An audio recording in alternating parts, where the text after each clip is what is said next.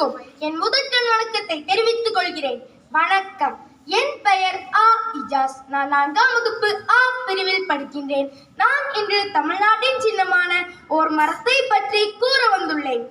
பொதிகை மலையில் பிறந்து அகத்திய திருவாய் மலர்ந்து அகம்புறம் என பிரிந்து இயல் இசை நாடகம் என முக்கணிகள் கனிந்து தொல்காப்பியத்தால் நிறைந்து வள்ளுவனோலையில் திறந்து அவ்வையின் வாய்வழி தவழ்ந்து கம்பனின் கவிதைகளில் மணந்து உலக இலக்கியங்களில் உயர்ந்து பாரதியின் வரிகளில் விழுந்து பல மொழிகள் பிறக்கத்தாயாக இருந்து இன்றும் களங்களை விளக்கம் என நிமிர்ந்து இன்னும் இன்னும் இளமையென திகழ்ந்து அத்தமிழை வாய் மணக்க பேசி மகிழ்ந்து இதோ உங்கள் முன்னால் இருக்கிறேன் தலை நிமிர்ந்து. தமிழுக்கும் தமிழனுக்கும் வணக்கம். மொழிகளுக்கெல்லாம் மூத்த மொழி நம் தமிழ் மொழி. பெருமை மிகுந்த செம்மொழி 3000 ஆண்டுகளை கடந்து நமக்கு கிடைக்க காரணமாக இருந்தது ஓர் மரம். தொல்காப்பியம், திருக்குறள், திருவாசகம், தேவாரம் என பல சங்க இலக்கியங்களில் அழியாமல் பாதுகாத்தது ஓர் மரம்.